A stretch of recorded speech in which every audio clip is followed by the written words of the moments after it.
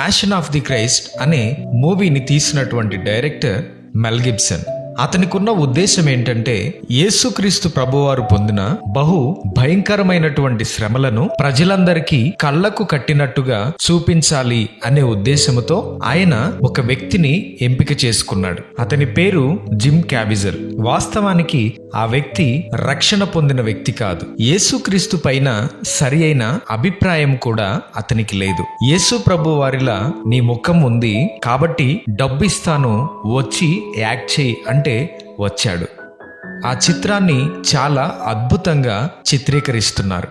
యేసు ప్రభు వారిని కొరడాలతో కొట్టేటటువంటి సన్నివేశం వచ్చినప్పుడు అక్కడున్న రోమన్ సైనికుల యొక్క కొరడాలకు 4 శాఖలుంటాయి. ప్రతి శాఖకు 4 గాలపు ముళ్ళు ఉంటాయి. ఒక్కసారి ఆ కొరడాతో కొడితే 16 చోట్ల చీలిపోతుంది. ఆ సన్నివేశాన్ని వారు ఒరిజినల్ గా తీయాలి అనే ఉద్దేశంతో యేసు ప్రభు వారి యొక్క పాత్ర పోషిస్తున్నటువంటి జిమ్ క్యావిజల్ అనే వ్యక్తిని అప్పటికే అతని దేహమంతా ఒక కవచంతో నింపారు. అయితే అతనిని బండకు బంధించి మొదటి దెబ్బను కొట్టారు. ఆ వ్యక్తి చాలా అద్భుతంగా ఎమోషనల్ గా నటించాడు. రెండవ దెబ్బ కొట్టారు, అదే స్పందన అతనిలో ఉంది. ఆ మూవీ తీస్తున్నటువంటి డైరెక్టర్ అనుకుంటున్నాడు చాలా అద్భుతంగా ఈ వ్యక్తి నటిస్తున్నాడు అని. ఆ కొరడాతో 3వ దెబ్బ కొట్టేసరికి జిమ్ క్యావిజల్ అనే వ్యక్తి గట్టిగా అరుస్తాడు. ఎందుకనంటే అతని శరీరంపై అమర్చినటువంటి ఆర్టిఫిషియల్ స్కిన్ దాటి ఆ కొరడాకు ఉన్నటువంటి ముళ్ళు అతని శరీరాన్ని గుచ్చి చీల్చివేసింది. ఆ వ్యక్తి తట్టుకోలేకపోయాడు. రక్తము దారలుగా కారిపోతుంది. వెంటనే అంబులెన్స్ వచ్చింది. హాస్పిటల్కి ఆ వ్యక్తిని తీసుకుని వెళ్లారు. ఆ ఒక్క కొరడా దెబ్బకు ఆ వ్యక్తికి 16 కుట్లు వేశారు. అప్పుడు జిమ్ క్యావిజల్ అడుగుతాడు మెల్ గిబ్సన్ని, మెల్ గిబ్సన్, యేసు ప్రభు వారిని నిజంగా ఎంత భయంకరంగా కొట్టారా? ఒక్క దెబ్బ నేను తట్టుకోలేకపోయాను. 16 కుట్లు పడ్డాయి. ఒక్క దెబ్బ తట్టుకోలేక నా శరీరము జ్వరం వచ్చింది. యేసు ప్రభు వారిని ఇంత భయంకరంగా కొట్టారా? ఇంత భయంకరంగా హింసించారా అని అడుగుతాడు.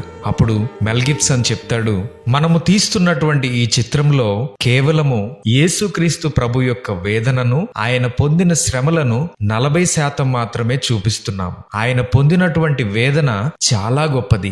దానిని భరించటం ఎవరి తరం కాదు అని కొన్ని విషయాలు యేసుక్రీస్తు ప్రభు వారి గురించి చెప్తున్నప్పుడు హాస్పిటల్లోనే బెడ్ మీద ఉన్నటువంటి జిమ్ క్యావిజల్ అనే వ్యక్తి వెంటనే మోకాళ్ల మీద పడి ఆయనను సొంత రక్షకునిగా అంగీకరించి మారు మనసు పొందుతాడు. అప్పుడే ఆ వ్యక్తి ఒక తీర్మానం తీసుకుంటాడు. నా శరీరం బలహీనమైనప్పటికీ సహకరించకపోయినా ఎలా అయినా ఈ చిత్రాన్ని పూర్తి చేయాలి. సర్వ మానవాళి కొరకు, అందరికీ పరలోక రాజ్యాన్ని ఇవ్వటం కొరకు ఆయన పొందిన వేదనలు, శ్రమలు కళ్లకు కట్టినట్లుగా చూపించాలి అనే ఉద్దేశముతో ఆ వ్యక్తి మరలా ఆ చిత్రములో ఆ పాత్రను పోషించటానికి సిద్ధపడతాడు.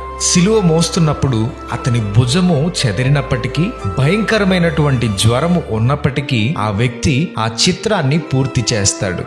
ఆ చిత్రాన్ని చూసి కొన్ని లక్షల మంది ప్రభువును తమ సొంత రక్షకునిగా అంగీకరించారు.